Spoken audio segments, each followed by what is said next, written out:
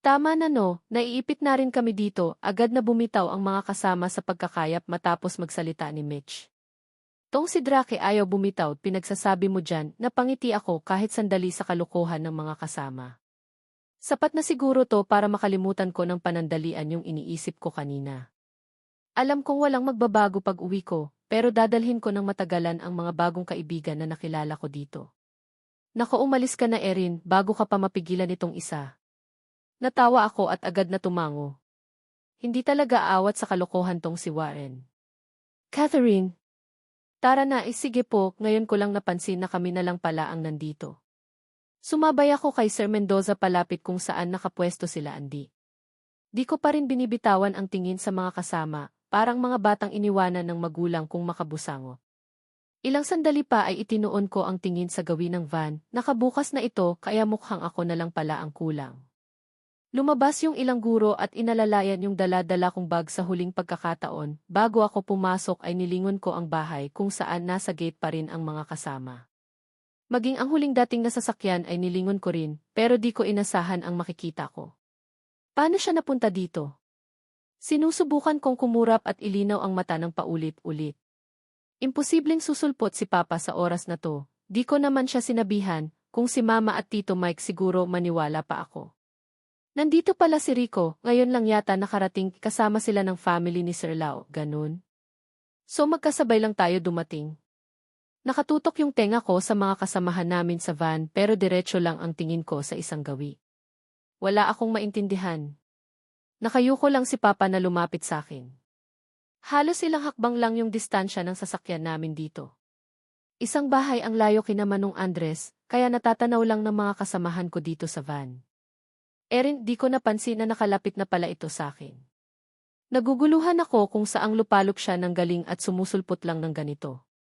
Baka tamang ang kasabay ito ng family ni Renz, pero ba't naman siya sasabay doon? Agad niya akong niyakap, hindi ko na lang din nilabanan pa dahil di ko mabuo-buo yung kaguluhan na tumatakbo sa isip ko ngayon. Akala ko di na kita makikita ulit, bumitaw na ito sa pagkakayakap sa akin. Hinawi niya lang yung buhok ko at lumingon sa mga kasamahan namin sa van. Wala na akong narinig sa sinabi niya kay Tita Mira at sa mga guro. Tila nahinto yung kakayahan ng sarili kong mga tenga. Anong nangyari? Ang hindi ko lang maintindihan paano niya nalaman kung nasan ako. Hindi naman sila masyadong close ni Andy para alamin kung nasan kami ngayon. Ihahatid na kita sa bahay, isasabay kita kay Renz, medyo natigilan pa ako sa pangalang nabanggit pero di ko pinapahalata, kaya tumango ako agad habang sunod-sunod sa kanya. Ngayon ko lang napansin na nakuha na nito ang mga bagahe ko. Para akong nilipad ng hangin sa bilis ng mga pangyayari. Ang alam ko lang naguguluhan ako, tungkol kay Papa, paano siya nakarating dito, bakit niya kilala si Renz, bakit dito kami makisabay. Isama pa dun yung hindi pagsipot nila Mama, kung anong-anong paliwanag na naman ang gagawin nun. Naiinis ako na hindi ko alam, baka mas mabuti yata na hindi na ako bumalik. Baka matuwa pa sila na tuluyan na akong naligaw sa gubat. Nakakapanghina. Nagtama ang tingin namin ni Renz nung pumasok ako, agad akong umupo sa unang pwesto. Naabutan ko pang minamasdan ako ni Papa sa maliit na refleksyon at agad itinuon ang tingin sa pagdadrive. Katabi nito yung mommy ni Renz, hindi siya lumingon sa akin pero mas naaninag ko yung maputing balat ng siko nito. Hi, may food dito, binili pa ni Tita Elise for you, biglang sulpot ng pagkain sa likod ko na binili pa yata sa sikat na fast food. Okay lang kisagot ko sa babae at mas piniling sumandal sa gawing bintana. Nakatuon ang tingin ko sa refleksyon sa gawin ni Papa, kita ko kung paano siya umirap, kaya di ko na lang din pinansin. Tila yata tumagal ang oras nung umalis na kami, wala akong masyadong narinig maliban lang dito sa jowa ni Renz na di yata nasanay tumahimik. Paminsan-minsan kong naabutan ang pagsulyap ni Papa sa akin. Maging yung babaeng maganda na katabi nito. Posible kaya mangyari ang tumatakbo sa isipan ko. May work naman si Papa kaya imposibleng trabaho niyang ipag-drive ang mommy ni Renz. Renzi, your phone. Dead bat, Kavale. I told you, let me rest till you've changed, use your phone, don't disturb me, nakikinig lang ako sa kabebehan ng dalawa sa likod. Diyos ko! Mas gustuhin ko pa yatang si Mitch ang makakwentuhan nitong si Renz, kaysa sa jowa niyang to bumalik sa isipan yung mga pangyayari kanina, kailan kaya kami magkakasama ulit. Pakiramdam ko, wala akong naging problema nung kasama ko yung mga taong yun.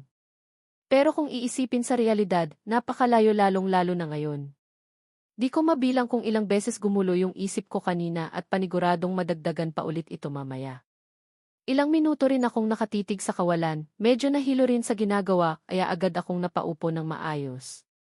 Watered boses iyon ni Renz at may ibinigay mula sa likod. Tinanggap ko iyon sa kadali-daling binuksan. Naabutan kong lumingon ang mommy nito kaya hininto ko ang pag-inom. You need anything, Erin? Umiling lang ako at itinabi ang tubig na binigay ni Renz. Tumango lang ito sa akin at itinoon ang tingin sa daan. Ngayon ko lang siya natingnan ng malapitan, nagmana yung mga mata ni Renz dito. Mukha namang mabait pero mahihiya kang lumapit. Nakakagulat rin na alam niya ang pangalan ko. Renz, are you fine? Yes, just want to sleep. Okay, nagtama yung tingin namin kaya iniwas ko ang atensyon sa refleksyon. Dati na kaya silang magkakilala ni Papa? O dati niya pa akong kilala? Pero imposible naman nun, ilang beses na kaming nagkasalubong sa school napakasungit pa. Tama. Kung kilala niya ako ba't niya pa tinanong kung anong pangalan ko nung naghihintay kami ni Andy sa baba ng bus, matapos ang unang biyahe para sa entrance exam. Maging yung pwesto sa bus mismo, tinawag niya pa kami ni Andy at nagtanong kung wala ng espasyo sa gawin namin sa kanya nilagay yung isang bag ko sa tabi nito. Kung kilala niya ako, di sana't girls di yung tawag nito sa amin ni Andy. Pwede niya naman akong tawagin sa pangalan ko mismo, kung ako lang naman din ang sadya. Total yung bag ko lang naman ang itinabi nito. Kaya imposibleng kilala niya ako. Yung mga pinapakitang ugali nito sa akin, maging yung pakikitungo nito na minsan ko na ring naisipan ng ibang kahulugan. Impossible. Baka nagkataon lang. Kasama ko siya, kayo ni Mike ang inaasahan ng bata. Wag na, pauwi na kami. How is she? Ako pa yung sinisi, di talaga nagbago to forget about it. At least she's safe, di ko na malaya na nakaidlip pala ako. Napaupo ako ng maayos at tiningnan kung saang dapit na kami napadpad. Dumidilim na rin ang paligid, ang bilis naman ng oras. Tulog lang pala ang kailangan para makalimutan ko ang mga nangyari. Hey, can you follow me on At Erica Maureen and Jimmy Twitter too. Napapikit ako sa boses ng babae, nilingon ko siya at agad nanginisyan. Sige, pero dead bat pa ako. Okay, just don't forget, girlfriend ba talaga to ni Renz? Di halata. Mukhang mas bata pa yata to sakin. Bet niya pala yung medyo bata ha. Ilang minuto yata ng biyahe ay gumabi na ng tuluyan, naging pamilyar na rin ako sa mga dinaanan namin. Di na ako nagulat nung huminto ang sasakyan.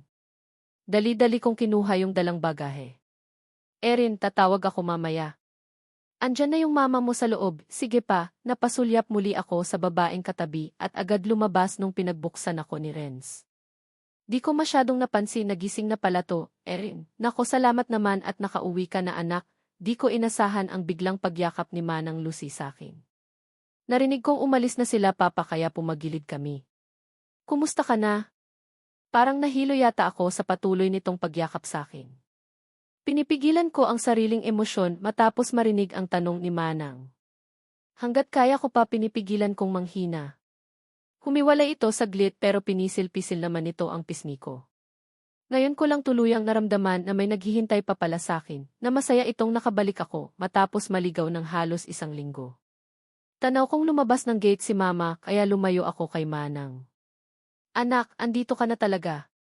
Kala ko di na kita makita ulit, niyakap niya ako at hinimas-himas ang likod. Kahit anong pigil ko, may namumuo ng luha sa mga mata. Nilabanan ko ang sariling emosyon, ayokong manghina dito ng basta-basta. Sorry, di ako ang sumundo sa'yo. Sinubukan naming bumiyahe ni Mike pero naunahan na ako ng papa mo. Nadismaya ako sa narinig pero di na ako sumagot, wala akong maintindihan sa sinabi nito. Dapat pala may mauna sa pagsundo sa akin. O wala lang talaga silang maibigay na oras. Mas bumigat yung pakiramdam ko kaya humiwalay na ako sa pagkakayakap. Hindi ako tumitingin kay Mama kahit hinawakan na nito ang kamay ko. Akin na to Erin, wika ni Manang sa gilid at kinuha yung mga dala-dala kong bagahe. Anak! Hindi ako umimik nung magsalita ulit siya, binawi ko rin agad ang kamay na hawak-hawak nito. Umuna akong naglakad papasok ng bahay. Rinig kong tinawag niya uli ako pero wala na akong lakas para humarap sa kanya. Tumulo na rin ng tuluyan ang mga luhang pinigilan ko kanina. Pagkapasok ng kwarto ay sumampa ako sa kama. Ngayon ko hinayaang dumaloy ng tuluyan ang mga luha. Hindi ko maisa-isa ang nilalaman ng isipan basta ang alam ko lang nasasaktan ako. Nagising ako sa ingay ng kumakatok sa kwarto. Di ko naalalang nakatulog pala ako. Anong oras na ba? Nilingon ko ang saradong bintana na pinalitan ng makapal na kurtina. Nanumbalik ako sa dating gawin na ginawa kong orasan ang makikita ko sa labas. Erin, anak. Patuloy pa rin sa pagkatok si Manang kaya pinili kong bumangon. Parang 1 taon yata ako naglakbay kung saan-saan at ngayon lang nakapagpahinga. Mas napansin ko ang sakit ng pangangatawan na tila nagpatigil sa takbo ng mga pinag-iisip ko kanina. Binuksan ko ang pinto na walang gana. Nakangiting sumalubong si Manang sakin at unti-unti ring nag-iba ang reaksyon nito. Yumuko ako at sinubukang itago ang bakas ng pinaggagawa ko kanina. Nakita niya yatang namagatong mata ko. Anak, kung may problema ka sabihan mo lang ako, ramdam ko ang kamay nitong hinawi ang mga buhok na nakatakip sa mata kaya umatras ako. May pagkain na sa baba, tong telepono mo rin andito na. Tumango ako at tinanggap ang dala-dala niya. May nais pa yata itong sabihin pero mas pinili niyang lumabas na ng pinto. Bumalik na lang ako sa kama dala-dala ang binigay nito. Binuksan ko ang phone at iniwanan na muna sandali. Naglakad ako para buksan ang bintana, tila inayos at nilinis ni Manang ang kabuuan ng kwarto. Pinalitan pati yung kurtina at gamit sa kama. Nakahinga ako ng maluwag nung sumalubong ang malamig na hangin. Akala ko umaga na, pero mukhang ilang oras lang yata yung tulog ko mula kanina. Tumunog yung binuksan kong phone kaya nilingon ko ito. Tumambad ang wallpaper sa screen kaya bumalik ulit ako ng kama. Binuksan ko ang lahat kaya sunod-sunod na naman ang notifications pati missed calls. Naabutan ko pang tumawag si Andy kaya dali-dali kong tinanggap ang tawag. Ka! Iniwas ko ang tenga sa ingay na bumungad sa akin. Bakit? Ang dami kong chika.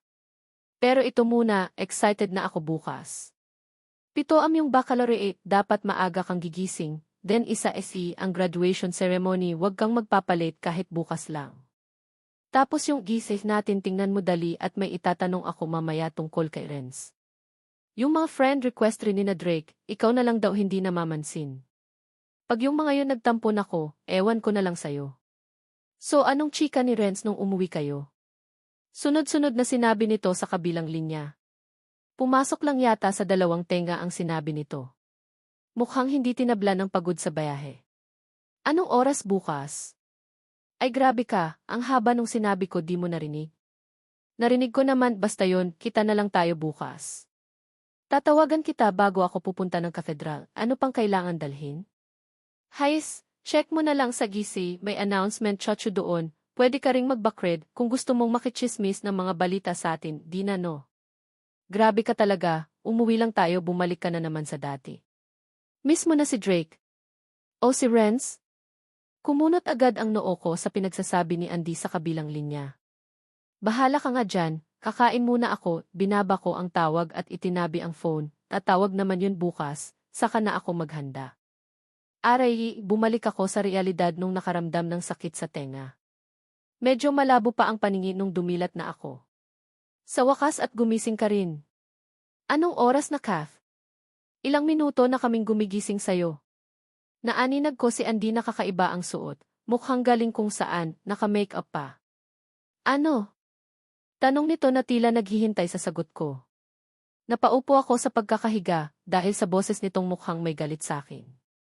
Napagod yata sa bayahe kahapon, haayan mo na Andy. Nagising naman na anong hahayaan? Tama ba yung hindi sisipot sa katedral kanina? Ilang beses akong tumawag, kung pwede lang pumunta dito ginawa ko na. Ang hirap kasi nitong gisingin. Buti mamaya pa yung graduation, may oras pa at nakinig lang ako sa sinasabi nila, kung kanina nagulat ako pero ngayon naintindihan ko na ang dahilan ng inis ni Andy. Dinampot ko ang phone na nasa gilid lamang ng unan. Ilang missed calls at text ang bumungad sa screen. Bahala ka dyan, Kath. Basta ako gusto kong gumraduate. Kausapin mo yan Manang, padabog itong umalis at lumabas ng kwarto. Napapikit na lang ako at napayuko sa sariling katangahan. Ba't ba kasi hindi ako nagising? Nilingon ko si Manang na naabutan ko pang napailing. Naglakad lang ito malapit sa kabinet saka inayos yung puting toga at puting casual dress. Mag-ayos ka na Erin, maraming nag-alala sa'yo. Kahit ngayong araw lang, ipakita mo sa lahat na matapang ka, na may direksyon pa rin ang buhay mo. Medyo natigilan ako sa sinabi ni Manang, kung meron mang may alam sa mga problema ko siya yun. Kahit di ko sasabihin, palagi niya akong naabutan magdrama kahit dati pa. Mula noong buo pa kami hanggang sa pinili kong manatili rito mag-isa at malayo kila mama. Alam niya kung paano ako nawala ng gana sa buhay, kaya naintindihan ko ang gusto nitong iparating kahit sobrang lalim kong iisipin. Umalis ito ng kwarto kaya naiwan akong mag-isa. Napahiga ulit ako dahil sa katangahang ginawa ko. Wala akong choice kundi ang maglakad at tahakin ang banyo. Ilang minuto matapos maligo ay tiningnan ko ang phone. 10:32 diyan mahimbing yata ang tulog ko kagabi. Mula nung nagising ako at kumain ng hapunan ay medyo late na akong nakatulog. Dali-dali kong inayos ang sarili, naalala ko ang hitsura ni Andy kanina talagang pinaghandaan niya ang araw na to inayos ko ng mabuti ang mukha, nag-ahit pa ako ng kilay matapos ng mahabang panahon. Matagal-tagal rin pala nung huli kong gamit sa mga to simpleng kolorite lang na ibinagay ko sa kulay ng susuotin. Kasalukuyan kong inayos ang buhok nung may kumatok na naman. Ilang sandali pa'y binuksan nito ang pinto. Salamat naman at naisipan mong mag-ayos tiningnan ko lang si Andy sa sariling refleksyon na lumalapit sa akin. Nandun sa baba yung papa mo, pati si Renz nagtaka ako sa pangalang narinig. Si Renz? Ba't naman siya napunta dito? Aba malay ko, ikaw lang di sumipot kanina. Dumiretso yata dun yung papa mo, di ko alam ba't magkasama sila ni Renz. Pumunta si papa? Paano? Nakonsensya ako agad sa iisiping wala siyang anak na nakita doon. Ako na nga mag-ayos sa buhok mo. Pasalamat ka maganda ako. Hindi ko pa rin maintindihan kung bakit nandito si Renz sa bahay. Tahimik lamang ako na sumabay sa maagang pananghalian kahit breakfast ko pa to umuwi na rin si Andy matapos akong gisingin at pinagalitan kanina. Mamaya na lang ulit kami magkita at baka siya na naman ang papagalitan ni tita kung di ito uuwi. Liningon ko si Papa na seryoso lang ang atensyon sa pagkain, habang tong si Renz ay naabutan ko pang nakatingin rin sa tinitingnan ko. Gustong-gusto kong magtanong at maliwanagan pero may pumipigil sa akin. Natapos na si Papa at agad itong tumayo. Nagpatuloy ako sa pagkain dahil ayokong maiwan sa hapag na kasama si Renz. Naninibago pa naman ako sa hitsura niya ngayon, may eyeglass na at damit propesyonal. Inayos na rin yung gupit hindi katulad ng nakasanayan ko. Tumayo ito bigla kaya mas binilisan ko ang pagkain. Huwag magmadali Erin, baka madumihan yung suot mo, paalala ni Manang Lucy sa akin. Matapos kong kumain at inayos ang sarili ay dumaan ako sa living room kung saan naghihintay sina Papa. Mukhang ako na lang rin naman ang hinihintay nito dahil sabay pa silang tumayo mula sa pagkakaupo.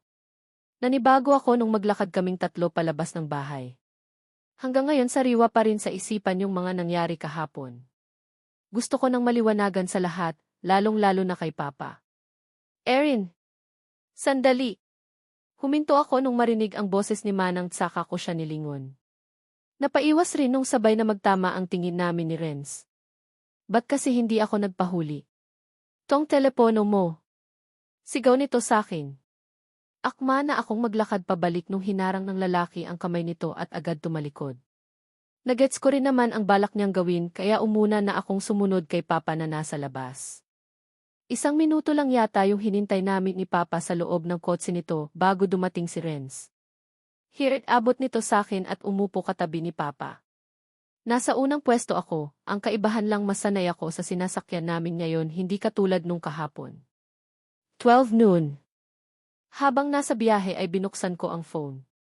Magkasunod yung notification sa FB at ilang messages. Ngayon ko lang din natanggap yung ilang chats ni Andy, meron pang pa-mention sa group chat. Class 2019, Humps Babies, Gingiligaw S. Gubat, napailing ako nung makita ang panghuli. Kahit di ko buksan alam ko kung sino-sino ang miyembro dito.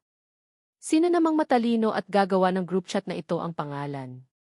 Agad ko rin itong binuksan at sunod-sunod ang pagdating ng mga mensahe.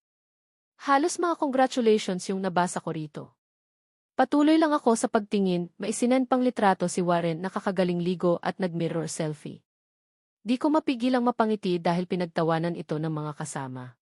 Sumunod yung litrato ni Drake, nakatuga na ito at mas pormado kaysa kay Warren. Musta na kaya yung lalaking yun? Medyo nagtampo pa yun kahapon. Agad huminto ang kotse kaya umayos ako sa pagkakaupo. Tinago ko muna ang phone at tiningnan mabuti ang suot bago lumabas ng sasakyan. Nakaramdam ng kaba nung makita ang bilang ng tao, maiilan na tumitingin pa sa akin. Tito, I'll go first. Erin tumango ito sa akin kaya napangiti ako ng pilit. Nakalimutan ko yatang teacher pala siya dito. Agad kong naramdaman ang paghaplos ni Papa sa buhok ko, kaya dali-dali ko siyang nilingon. Ninitian niya lang ako, napatigil ako saglit. Hindi ko alam pero may kurot sa puso kaya agad akong napalunok. Sorry pa, Wal, wag mo nang isipin yun, mahalaga andito ka, tumango ako matapos marinig ang sinabi ni Papa. Halos mag-isang oras bago pinatawag ang mga estudyante. Hindi pa rin ako sanay na tinitingnan ng ilan, siguro ganto yung narasan ni Andy kanina. Ethly. Erin? Hindi ko alam kung saan nanggaling ang boses na yun sa dami ba naman ng tao dito sa gymnasium. Erin. Tumalikod ako at hinanap kung sinong tumatawag. Nangingibabaw yung isang kamay na kumakaway. Shane! Masaya itong lumapit sa akin at kulang na lang gapusin ako sa higpit ng pagkayakap. Grebe! San ka ba kanina ha? Si Andy lang yung nakita ko. Musta ka na? Yun nga, late akong nagising. Kahapon pa kami nakauwi. Kayo ba? Naku kung alam mo lang. Wag na muna nating pag-usapan. Tara na bawat hatak nito sa akin ay may ilang di mapigilang magulat. Ganon ba kami katagal na wala? Nagsimula na ang seremonyas kaya hindi ko alam kung nasan si Andy. Naiilang pa rin ako sa mga katabi na di maiwasang matingnan ka mula ulo hanggang paa. Hindi ko na lang sila pinapansin pero di maiiwasang may panibagong pumasok sa isipan. Inakala kaya ng mga to na naligaw na talaga kami ng tuluyan? Mahigit isang oras nung nagsimula na kaming umapak sa stage. Matapos kong marinig ang pangalan ni Andy ay doon ko palang siya nakita mula kanina. Di rin maiwasang makarinig ako ng kakaibang komento sa paligid. Siya ba yung naligaw? Siya nga, nakita ko sila ni Sir Lao na magkausap kanina, syempre super close na nila no. Balita ko nga totoo yung mga sabi-sabi, ihoy ang ingay nyo, diretso lang yung tingin ko sa kaibigang maaliwalas ang ngiti. Pero nakatuon ang tenga sa ibang direksyon. Anong pinagsasabi ng mga to? Grabe kung makachismis. Di rin nagtagal ay tinawag na ang mga katabi, matapos marinig ang sarili kong pangalan ay hindi na ako nagtaka kung may nahagilap pa akong nagbulungan. Umiti ako ng pilit at di pinapahalata ang mga napansin. Naging maayos at walang anumang kamalasan ang nangyari. Naghiyawan ang lahat matapos dineklara na nakapagtapos na kami ng senior high school. Nagsimulang mag-ingay at umalis sa mga pinag-ayos na upuan ang mga estudyante.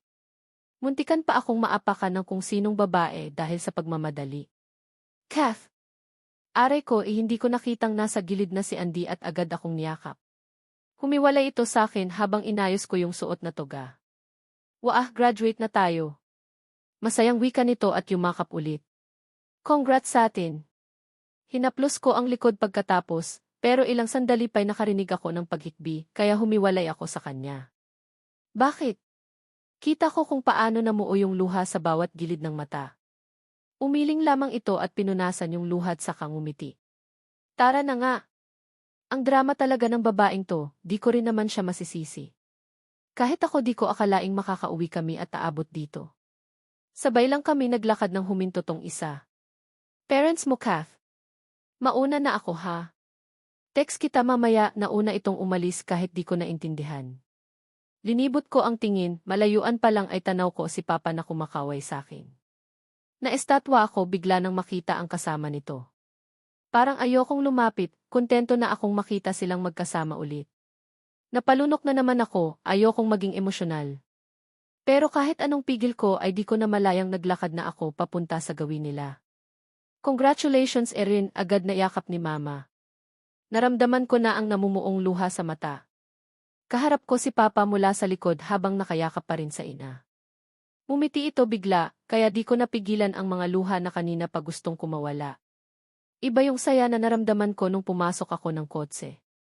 Hindi kami magkasabay ni Mama na umuwi ng bahay dahil iba ang sinasakyan nito. Respeto na rin siguro kay Tito Mike na posibleng naghihintay lang sa tabi-tabi.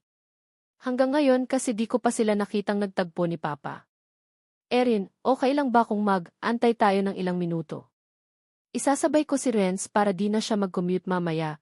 Medyo di ko inasahan ang pakiusap nito pero agad akong napatango. Umiti lang ito sa akin at di na nagsalita.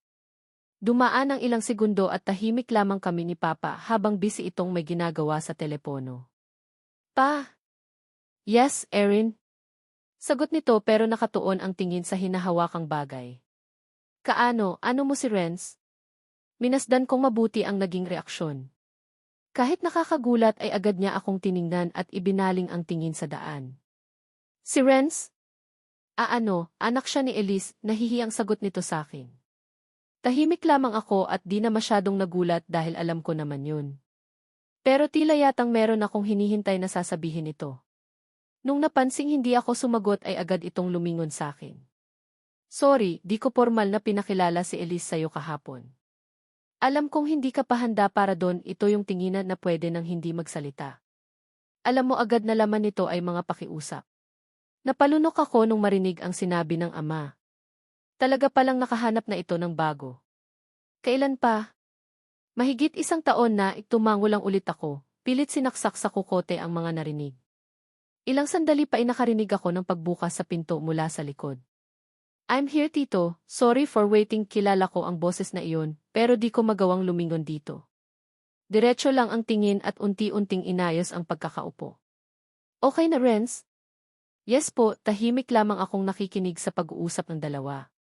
Pansin ko ang ilang segundong pagsulyap ni Papa pero di ko ito nagawang lingunin. Mukhang napansin ni Renz ang katahimikan nung nasa bayahe na kami, kaya di na rin ito nagsalita pa. Wait. Ba't ko naman inasahan si Renz na mag-ingay? Sa sobrang tahimik nun. Pero di naman yan ganyan dati, o baka bumalik na naman ang pagkamasungit nito. Napapikit ako sa mga naiisip, paki ko ba dito kay Renz? Kung ayaw niya akong pansinin di wag. Erin, gift from me and Mom anak, di ko masyadong napansin ang boses nito dahil masyadong okupado ang isipan. Kung di pa nagsalita si Papa di ako mapapalingon. Kita ko sa gilid ng mata na meron itong binibigay mula sa likod. Here tumambad sa harap ang isang paper bag at bungkos ng bulaklak. Tinitigan ko lang ang mga binigay nito pero di ko siya magawang lingunin. Salamat, bumalik na rin ang atensyon ko sa harap. Hindi ko alam pero gusto ko siyang tanungin kung bakit kailangan niya ako bigyan ng mga to. Pati ng mommy niya. Bakit kailangan pa siyang antayin ni Papa para sabay silang uwi? Kung nung nakaraang taon pa lang nagkaroon ng relasyon sila, Papa at nung mommy niya posible kayang mas una akong nakilala ni Renz. Mas maaga pa sa inaasahan ko. Posibleng alam na niya lahat. Posibleng plinano niya ang pagtatagpo namin. Pagkalabas ng kotse ay dali-dali kong tinahak yung gate at pumasok ng bahay. Naabutan ko pa si Manang na may katawagan sa telepono at agad ring tumayo nung makita ako. Erin! Congrats, masayang bati nito sa akin at dali-dali akong nilapitan. Tipid lang yung ngiti na ibinigay ko dahil agad niya akong niyakap. Mukhang nanggaling dito sila Mama at Tito Mike dahil tanaw ko mula sa laang mga nakahanda sa mesa. Bumitaw ito agad kaya dumiretso ako sa dining saka nilapag ang binigay ni Renz. Rico, ikaw lang mag-isa? Asan na yung panganay mo kanina? Kumunot yung noo sa narinig mula kay Manang. Anong panganay? Tara na sa dining nung napansin kong palapit ang ama ay agad akong tumayo at pumunta ng sink. Muntikan pa akong hindi makapaghugas. Pilit kong pinakalma ang sarili, ayokong bumalik sa dati na parang sinakluban ng langit. Napabuntong hininga ako at saka nagpatuloy sa paglinis. Kailangan kong makisama sa kanila kahit ngayong araw lang. Ayokong mag-aksaya ng pagkakataon dahil lang sa sarili kong problema. You okay? Di ko inasahan ang boses ni Renz na sobrang lapit lang sa gawi ko. Pumagilid ako nung mapansing nakatayo ito sa likod. Naiilang kong sagot at dali-daling tinapos ang ginagawa. Are you mad at me? Di mapigilang tumaas ang kabila kong kilay, ba't naman ako magagalit sa kanya?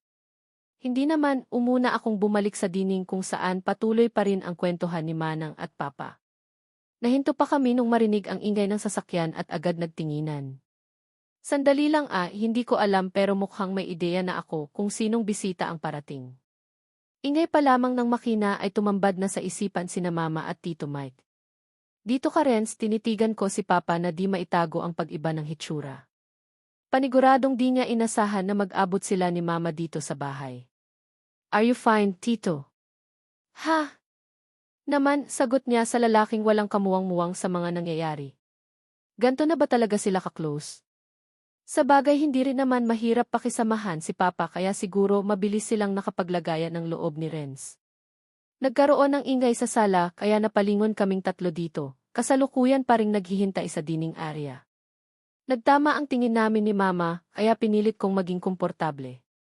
Hindi ko tuloy nakita kung anong naging reaksyon ni Papa nung tumambad na si Tito Mike. Tumayo ako at nagmano sa kanila kahit kanina lang kami nagkita ni Mama. Hindi ko alam pero parang mas bumagal ang oras, bawat galaw ng mga kasama ay tila konektado sa kaganapan ngayon. Bumalik lang ako sa pagkakaupo habang nakatayo pa rin ang mga bagong dating. Buti naman at nagkita rin tayo. Mike, ikaw talaga ang sadya ko rito. Rico, di ko mapigilang kumunot ang sariling noo sa mga natunghayan. Tumayo pa si Papa para makipagkamay kay Tito Mike. Di ko tuloy alam kung may galit bang namumuo sa dalawa. Di ko na lang sila pinansin at binigyang atensyon ang mga pagkain. Di pa naman ako masyadong nabusog kanina. Bisita mo, Erin? Sumusubo ako ng pagkain nung marinig ang boses ng ina. Isang direksyon lang ang tinitingnan dito, kaya agad akong napalingon sa gawin ni Renz na kasalukuyang kumakain. Hindi po, bisita ni Papa at saka teacher sa ibang strand. Ako tuloy yung nahiya dahil parang ayaw bitawan ni Mama ang pagtitig kay Renz. Buti seryoso lang itong kumakain. Gutom rin no? Ma, wag mo nang titigan, mahinang sabi ko rito. Di naman siguro niya betong si Renz, diba? Huling kita ko yata sa'yo nung college pa tayo, tahimik lamang ako na nakikinig sa pinag-usapan ni Papa at Tito Mike. Iba yung inasahan ko mula kanina, di ko nga alam na matagal na itong magkakilala. Akala ko hindi ito magtatagal na magkasama sa hapag. Ilang sandali pa ay hinanap ng mata ang dala-dalang bag kanina na bigla-bigla na lang tumutunog. Dito lang yun sa mesa nilagay Kasabay nung bulaklak. Sino namang tatawag sakin? Kaninong phone yan? Tanong ni Mama sa amin, patuloy ko pa ring nilibot ang sariling mga mata. Here, sinundan ko ang direksyon ng tinitingnan ni Renz nung magsalita ito. Nakayuko lamang hawak-hawak yung bagay na hinahanap sa kahumarap sa amin. Just beside me, occupying the empty seat, matipid akong ngumiti at agad itong inabot. Agad kong binuksan ang bag at kinapa ng mabilis ang phone. Tumambad ang mga numero na hindi galing sa contacts. Sino naman to? Agad-agad ay huminto ito kaya di ko nasagot. Hindi kaya si Andy yun? Siya lang naman yung nagsabing tatawag ito kanina. Ilang sandali pa'y tumunog ulit kaya agad-agad kong sinagot. Erin? Rinig ko mula sa kabilang linya, boses ng lalaki. Sino naman to? Yes, hello. Nilibot ko ng tingin ang mga kasama na kanina pa pala nakatingin sa akin. Si Drake to, Henning, Drake. Ba't ka napatawag? Di ko pinatapos yung sasabihin nito dahil di ko inasahan ang biglaang pagtawag. Paniguradong si Andy na naman ang nagbigay nung number. Bakit ha? Bawal tumawag? Kumunot bigla yung sarili kong noo nung marinig ang sinabi nito. Di maiwasang mapaisip sa hitsura ayon sa boses. Sino yan, Erin? Naitago ko tuloy yung phone nung magtanong si Mama. Kaibigan ko po, tumango lang ito kaya nagpatuloy ako sa pagtawag. Bahala ka nga. Yan yung huli kong narinig bago niya binaba ang tawag. Ano nakain nun? Ibinalik ko na lang ang phone at nagpatuloy kaming kumain. Mabuti naman at sumama ka iho. Biglang nagsalita si Mama kaya na kay Renz ang atensyon namin. Yes ma'am, I'm with Tito Rick since I'm not allowed to drive. O bakit? Nasa tamang edad ka naman di siya pinayagan ni Elise ipagpaliwanag ni Papa, so may dahilan pala kung bakit kanina pa ito magkasama. Just for temporary, nung makontento ang ina sa naging sagot ay tumango na lang ito at di na nagtanong uli. Kung ano-ano pa namang maiisip nito, lalo pat di niya masyadong kilala. Sabay silang lumingon sa akin nung tumunog ulit ang phone. Sino ba yan, Erin? Boyfriend mo? Hindi no. Kunot noo kong kinuha ang phone dahil sa naging tanong ni Mama. Andy calling di si Andy, pagkasagot ko noon ay bumalik sila sa paglamon. Kath! Asan ka? Dito sa bahay, bakit? Balik ka dito dali, sa field ka dumiretso, ano naman gagawin ko dyan, wala tayong picture, ano ka ba? Napabuntong hininga ako sa narinig. Wala nga pala kaming pictures noon. Kung meron man siguro random photos ng organizer or nang with parents before nag-start. Nasa bahay na ako, kayo na lang ano ka ba? Ngayon lang oh. Umuwi rin naman ako, mabilis lang to promise. Oh Seje. TSI ko, gawin mo, wag mo ATC, binaba niya yung tawag kaya medyo natakot ako. Iba pa naman yun magtampo. Bakit Erin? Tanong ni Tito Mike. Si Andy, pwede ba akong bumalik ng school sandali? Wala kaming photos ng mga kaklase ko, ganun ba? Sige, hatid kita, sagot ni Tito Mike sakin. Ako na lang Mike, baka mag-ayang umuwi ang misis mo, tigilan mo ko Rico, napailing na lang ako sa pinagsasabi ng tatlong magulang. I can go with Erin. Hindi ko talaga alam kung bakit pumayag silang si Renz ang maghahatid sa akin pabalik dun. Tahimik akong nakaupo sa pwesto dito sa harap habang seryoso naman itong nakatingin sa dinaanan. Is it okay with you Erin that I live with Tito? Agad niyang tanong mula sa katahimikan. Okay lang sa akin, pakiramdam ko sobrang bagal ng biyahe dahil kasama ko tong si Renz. Thank you, just asking, tumango ako at di na sumagot. Wala naman akong naramdaman na kahit anong galit o ano. Dati ko pa namang tanggap na meron na itong ibang buhay, lalo pat malayo ang trabaho nito. Di ko lang inasahan na may kapalit na ito kay Mama. Renz Diaz? Sumagot ito at panandali ang lumingon sakin. Ba't mo nilihim sakin?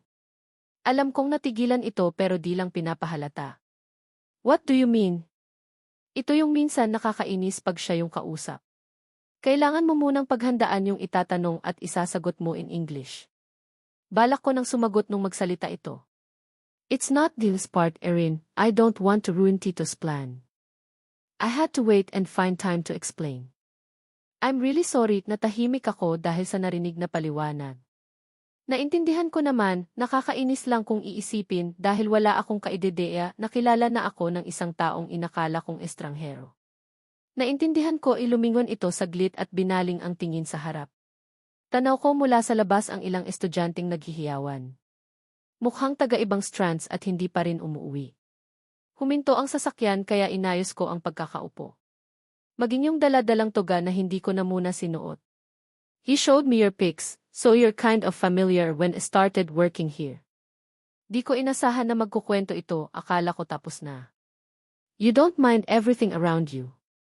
You always had those blank expression which made me feel guilty until now, so I took advantage when I had empty spaces on that bus. I know it was strange but my only intention was to know a bit of you.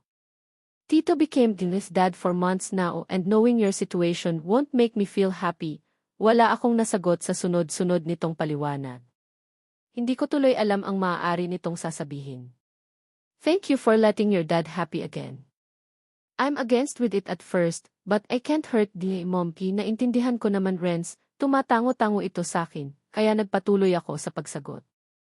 Tanggap ko na lahat ng posibleng magbago sa kanila.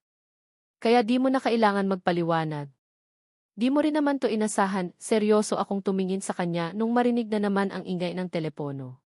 Si Andy na naman to panigurado, tinanggap ko ang tawag at inasahan na agad ang ingay na maaring marinig. Diyos ko buti naman at sumagot ka. Asan ka na ba ha?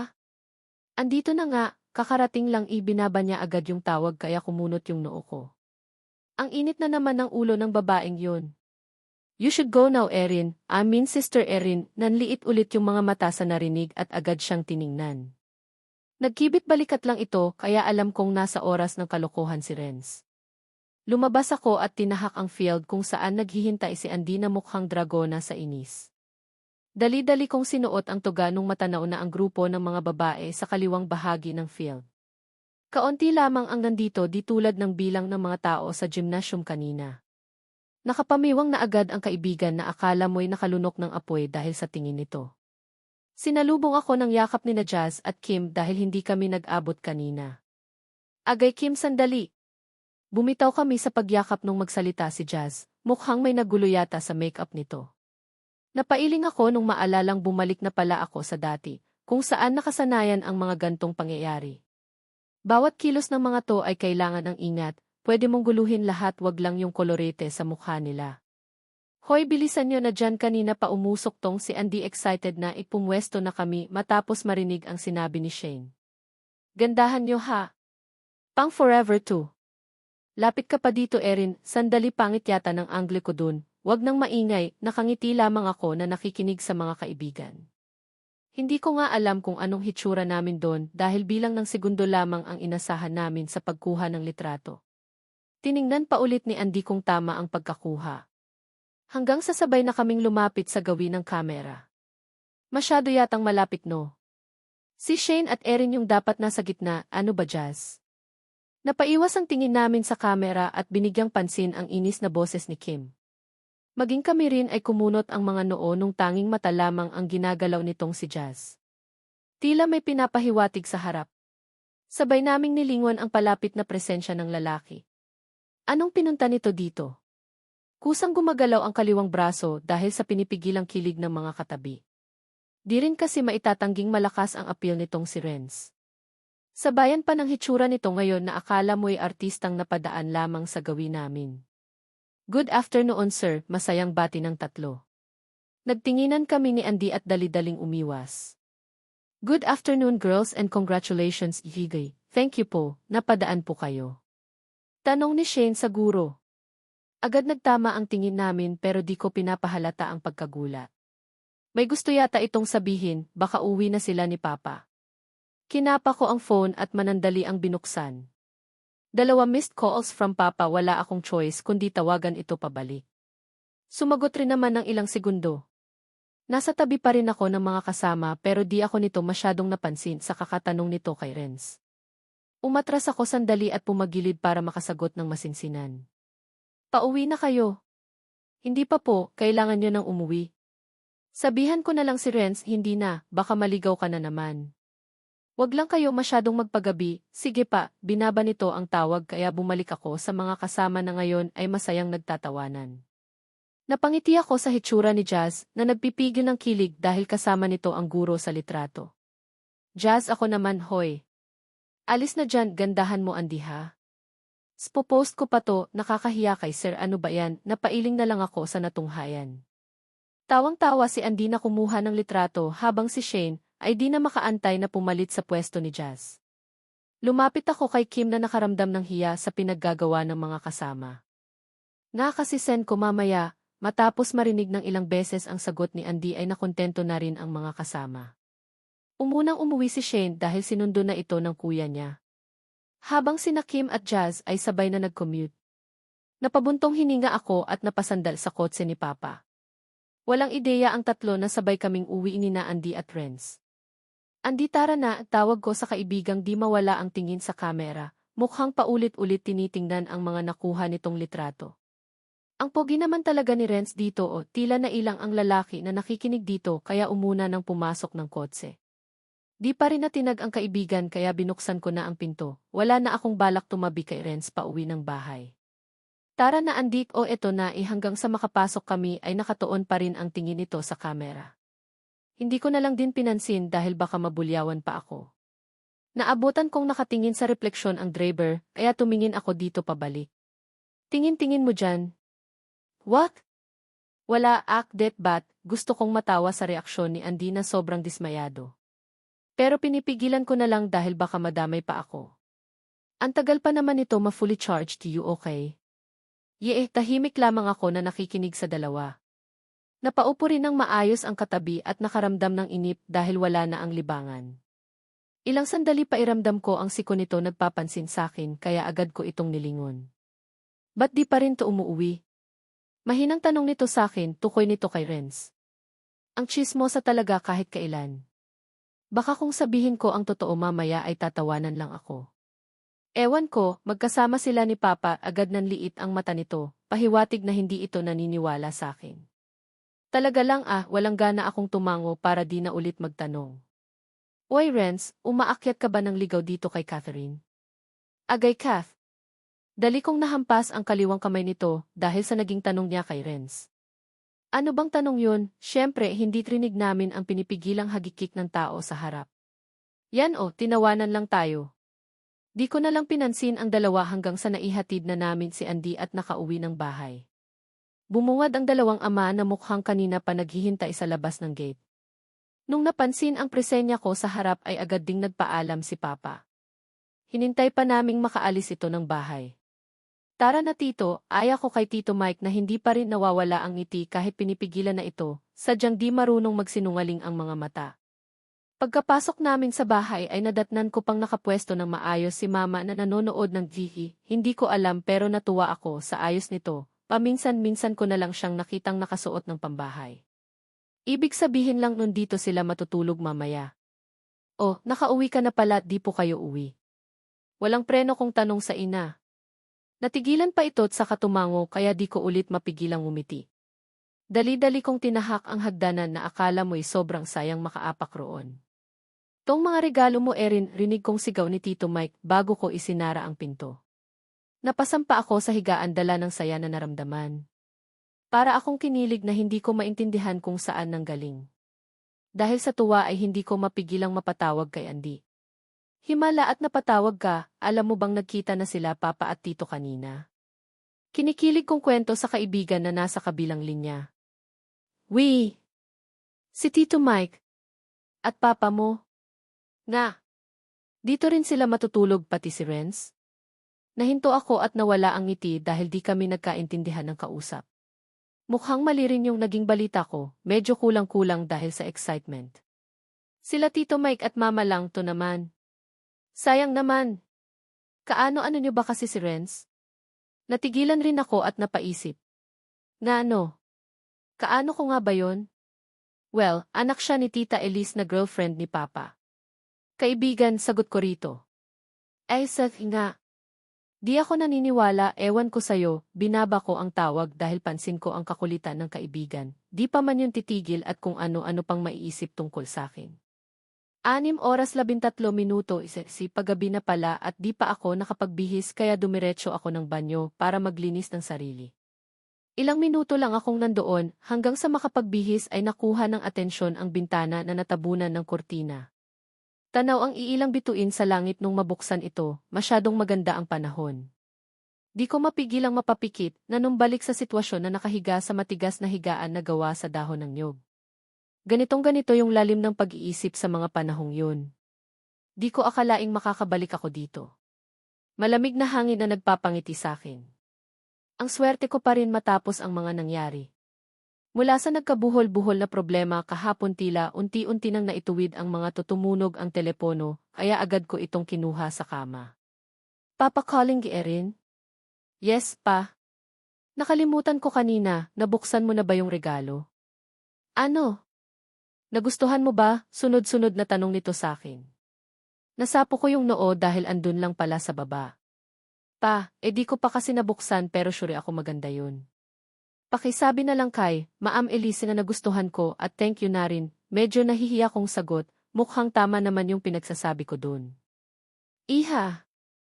Tita Elise na lang, buksan mo yung regalo ha? You will love it, for sure, para akong nanlamig sa panibagong boses na narinig. Di ko inasahan na magkasama pala ito. Yes po, opo, matapos ang tawag ay dali-dali akong bumaba at hinanap ang mga regalong binigay kanina. Pati yung bulaklak ay dinala ko na rin sa kwarto dahil baka may nakatagong regalo na naman dun. Binuksan ko ang paper bag na ibinigay ni Renz kanina, may kalakihan ito meron pang kahon sa loob. Napakurap nung tumambad ang palatandaan ng mamahaling telepono. Kusang gumagalaw ang mga kamay at hinawakan ang laman nito. Dahan-dahan kong hinimas ang screen at di pa rin pumasok sa isipan na ibinigay lang to sa akin. Ang mahal! Dali-dali kong tinawagan ang ama dahil baka nagkamali lang to ng ibinigay. Pero nadismaya nung mag-isang minuto na akong tumatawag at di pa rin sumasagot. Baka nagpapahinga na, napagod rin siguro yun sa dami ng nangyari ngayong araw. Niligpit ko na lang muna ng maayos ang ibinigay na regalo. Di kaya bayad utang yun? Pero wala namang utang yung mommy ni Renz sa akin. Ang pangit rin naman kung iisiping suhol. Para ano naman? Matanggap ko sila? Pero di naman kailangan yun, unti-unti ko nang natanggap na parte na sila ng buhay ni Papa. Napatayo ako at lumabas ng kwarto dahil ayoko munang mag-isip ng mabigat. Tumabi kay Mama sa sofa na kumakain pa ng cake. Seryosong nakatingin sa telebisyon. Palihim akong napangiti. Parang dati lang. Di ko maintindihan kung saan wala ng pasok saka pa ako nagising ng maaga. Nakakatamad man pero binuksan ko ang bintana at hinawi sa dalawa ang kurtina.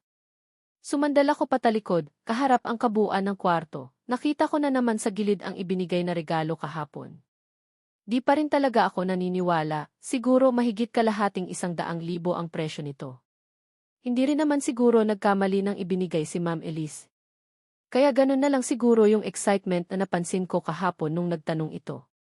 Dali-dali kong binuksan ang phone pati rin ang Wi-Fi. Mukhang hindi pa ito nagalaw dahil walang masyadong notifications na dumating. Napagtuunan ko ng pansin ang Facebook, madaming notifications dahilan ng pag-ingay ng telepono.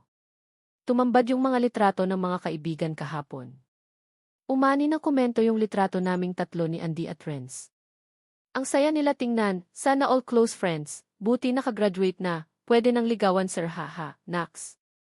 Pwede na maligaw ulit. Nakaramdam ako ng inis matapos mabasa ang mga komento. Di pa rin talaga sila nakontento. Grabe naman yun. Niligpit ko muna sa gilid yung ibinigay na regalo. Saka hinanap yung mismong telepono. Oh! Ang agaha, walang ganang sagot ni Andy sa kabilang linya. Nakita mo ba yung mga comments sa photos natin kahapon? Hindi pa, Guy, ba't may negative feedbacks pa rin? Delete mo na lang kaya yung photos. Sunod-sunod kong suhestyon kay Andy na wala sa mood makipag-usap. Huwag mo na silang pansinin to naman. Sige na matutulog ulit ako. Agad niyang binaba yung tawag at naiwan akong dismayado. Alam kaya ni Renz? Sure akong alam niya, medyo mahilig pa naman yun sa social media. Agad kong hinanap ang name nito sa contacts, pero natigilan ako nung maalalang hindi pala kami masyadong close para magbigayan ng number. Wala akong choice kundi bumalik ng Facebook. Ano bang name nun? Ediligaw this Gubat at Warren, ang daya ang ganda ng pictures. Nakakainis. Tumambad ang mensahe galing Messenger, nung makita kong kaninong group chat ito ay agad kong binuksan. Mukhang mahimbing pa ang tulog ng ilan dahil hindi pa ito nagsireply. At Warren, Hoy at Catherine, kailan mo balak pansinin yung mga friend request namin sa essay? Napailing ako sa pinasok ko ngayong umaga. Ba't kasi ang tagal magising ng mga yun? Kailangan ko pang makipagchika nitong si Warren. At Catherine, mamaya. At Jessie, good morning guys. At Warren, at Catherine ngayon na. At Jessie, at Warren, good morning at Warren, at Jessie paulit-ulit. At Jessie, at Warren, high blood mo masyado. At Andy, ang ingay ni Warren, rinig ko hanggang dito. At Warren, wala kaming fake. Baka mismo lang ako kaya ganun. Nung makitang wala akong makukuha kina Warren, Jessie at Andy ay bumalik na lamang ako sa Facebook. Kaunti lang naman ang friend request maliban sa mga nakasama ko sa gubat. Halos kompleto si Jessie, Allen, Drake, Mitch at Warren. Nadismaya ako nung walang makita na pangalan ni Renz. Grabe talaga yung lalaking yun. So kailangan ako pa talaga yung mag-send ng friend request sa kanya? Wag na no.